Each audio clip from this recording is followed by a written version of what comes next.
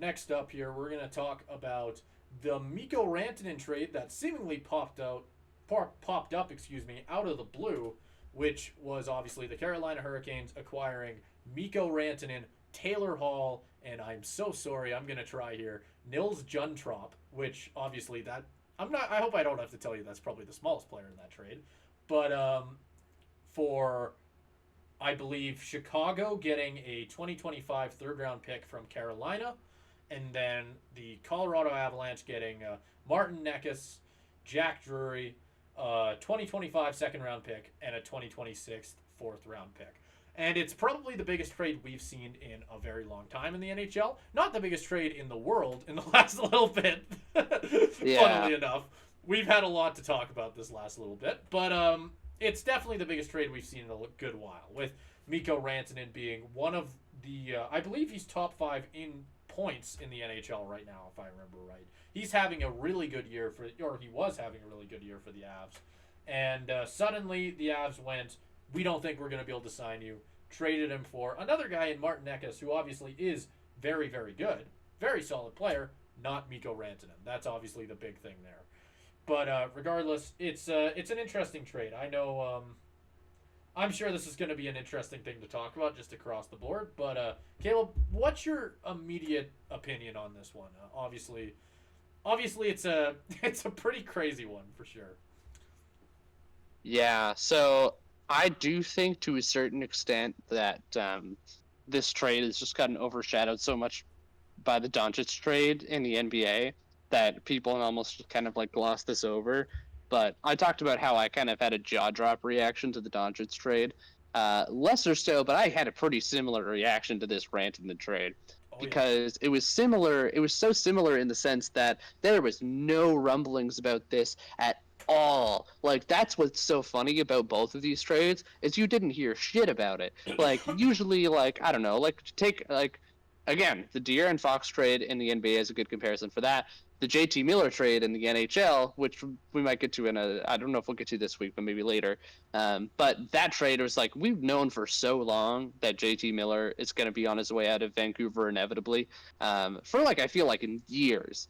So when he eventually got traded to New York, that wasn't a surprise. When it's like Rantanen is gone to Carolina, that was like just shocking because I had never heard any sort of rumblings, any sort of rumors. It just shows up and you're just like, wow.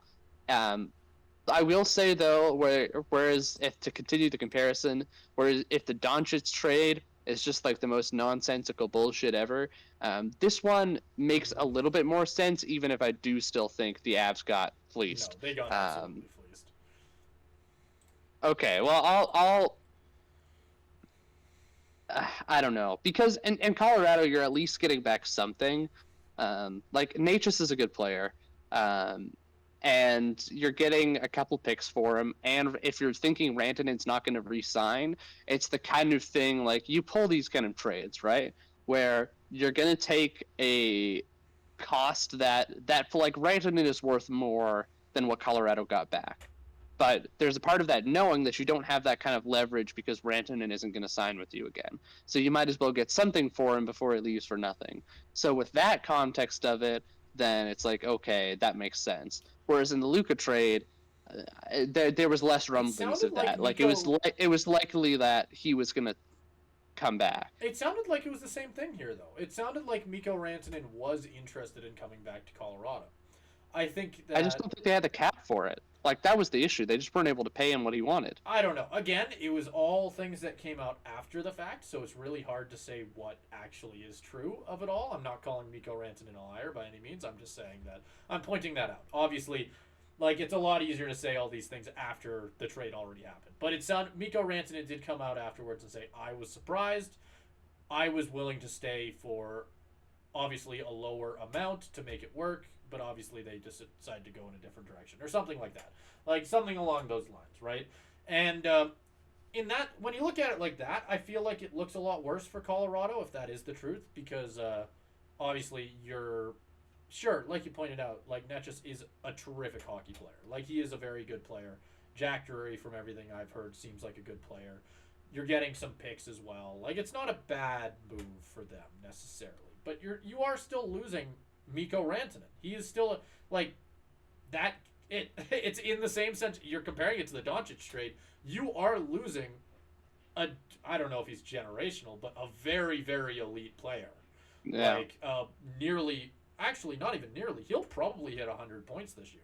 Like he is an incredible hockey player, and I think that just can't be emphasized enough. Like it's just rough. Like there's always the saying kind of goes that if you're trading the best player in most trades, you're going to lose that trade, and I feel like that is just true in this scenario for Colorado. Like I really have a hard time seeing how they won this trade at all, or even came close to. No, Like I don't think they. I obviously don't think they won the trade. I just think it's more sensible. Like it. Even if I think they lost the trade, but I think they probably went into it knowing they were going to lose any trade with Rantanen. But you just have to go in and not expect to win because you want to get something. But I think to your point, you're right. To where if there was a chance that Rantanen's coming back, like at all, then yeah, this is a bad trade. But from everything that I've heard, it sounds like even if Rantanen want to come back, even if there is talk about him taking like a big hometown discount, it sounded like it just wasn't going to be possible. And I think a big part of that is the fact that they know they're going to have to pay Cale Makar like a million, like $1 trillion. Which is the devil's advocate side of it, right? Where it's like, if you were to ask me out of the three, being obviously Nathan McKinnon, Cale Makar, and Mikko Rantanen, if you can only pay two, which two are you paying? Unfortunately for Mikko Rantanen, that's not a hard conversation to have, right? Like it's the sad truth, right? Colorado is still keeping their two best players. That goes without being said.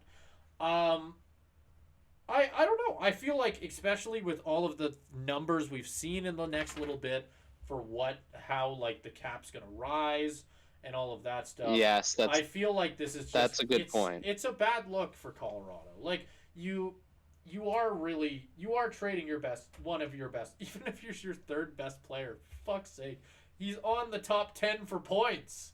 Like he's been there for the last few years. He's absolutely deserved that $14 million paycheck or whatever the hell you'd have to pay to keep him. Like, I just have a heart. It just looks bad. Like even and especially with the cap rising, like I have a hard time seeing. Yeah, that's a very good point. I didn't think about. Like, I don't know when the timing of those news. Yeah. But like the cap is ballooning. Like it's not just rising. It's like ballooning. It's going up by a considerable amount. I don't get how, like, as a general manager, or even with like I don't know. You know what? I don't know enough about NHL contracts to know that if you can do this. But like, if you can structure a deal so that like you push the money down the road, I don't know. They do that in the NFL all the time. Yeah, exactly. I don't know how you don't try and sign players to those kind of deals right now. Like if you're in the NHL, because like Mikko Rantanen especially, if you can kick that can down the road, I don't know how you don't try. Like I know, hell, fuck. Yeah. You know what's a terrific example of this actually? And you want to know why it's a good example? Because it's with the same damn guy. There's talks of the Edmonton Oilers signing Mikko Rantanen. You're telling me that the Edmonton Oilers would have less trouble with their cap signing Mikko Rantanen than Colorado? You're full of shit. Like, because there's no way on earth. Edmonton is so deep in cap hell that like we were having talks about whether they'd be able to keep their big like kind of trio of Bouchard, McDavid, and Draisaitl, right? Like, obviously with these numbers coming out, that gets a lot easier. But it's insane that that's even a conversation that we're having right now. That the Oilers could go get Rantanen.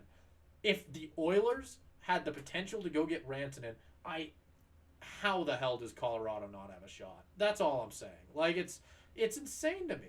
Like it just doesn't make sense. Sorry, go ahead. You make good points on all of that. Like especially with the salary cap rising, it makes it look less. I still think I'll hold firm. I'll hold firm in the position to say, if the Avs knew that for whatever reason they weren't going to get him back, it makes sense to pull the trigger. That's but and there's with all the context around it, it does a little bit seem hard to believe, and I think the salary cap rising is probably the best argument for that. And the other side of that too, the Avs are only in the wild card spot. Like it's not like they're firm in a playoff spot either. So even the argument of hold on to them and try and take a one last run in the playoffs, I don't know if that necessarily applies. Like they're still in a playoff spot. I know that because But the they're not the team team they behind have them. been. Yeah. Oh, exactly. Right. The team behind them is the Flames. That's why I know that they're in that spot. But I mean, the big thing on the other side of that, and the reason I kind of wanted to bring up standing, is to talk about where the Hurricanes are, which is currently second in the Metropolitan, only behind the Capitals, who have obviously been on a tear all year long. But regardless, the direction I kind of wanted to take this was more just to chat about the Hurricanes as a whole, because I think we would be failing this entire conversation if we didn't talk about what kind of needs to happen for the Carolina Hurricanes this year more than anything else. Right now, just while I kind of yap, I'm trying to bring up their lines just to give you an idea of the type of team that they have built at this point. But I think it should be without saying that they're in win now mode. They need to win this year. I mean, just Yeah. look at these lines: Sebastian Aho, Mikko Rantanen, Jackson Blake. I don't actually know Jackson Blake. I apologize, Carolina Hurricanes.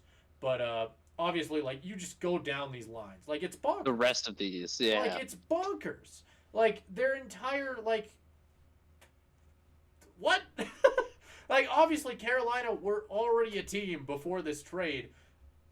But you traded for Mikko Rantanen, and you get Taylor Hall, who is already a very solid second. You get Taylor Hall as a throw-in. Like, that's the other thing I wanted Exactly. to like just quickly Taylor Hall interlude here. I think it's really funny that Chicago wanted to get rid of Taylor Hall so badly that they just decided to be like, "Hey, can we just drop you in this massive trade? Like, it's not even going to be a headliner. You just kind of get slipped in. Everybody will forget about it, and we're not going to ask for anything other than just to get our third-round pick back that we already traded you." Yeah. So, Yeah. like, No, it's hilarious. it's really it's so funny because I mean, but it's also like huge for Carolina. I know Hall's been like a healthy scratch for a lot of this year, but I still think he's going to provide a lot for your team, even if he's not, the I'm Hart sure he can still Trophy winning score. self anymore. It's still like, These are the he's still best going to line be mates a he's had decent in like. God knows how long. Like, think Oh about it like yeah, well, that because too. he's just been bouncing around for so long, Yeah. but now actually kind of finding a spot on like the solid team. Yeah. Yeah, when you got Svechnikov, Kotkaniemi, like that's a solid line. No, and you got him for essentially nothing, right? Like Right. you just got thrown in. Um, I'd be complimenting them if they just got Taylor Hall to say like that's a decently good move to try to kind of push forward. But they got Rantanen and Hall, and this team just like I don't know. It's been frustrating for Carolina the last couple of years because you say they're in win now mode. They've been in win now mode for the last like Absolutely. I more mean that they're because in you think win back now to mode because Gensel, they're right? probably gonna lose Rantanen. Like, Yeah, like well that's what I think about. Um, I don't know, like how much do you try to learn from that Gensel trade to say like you have to get this guy back? oh Not to say sure. that I'm not Gensel saying they trade will like, try.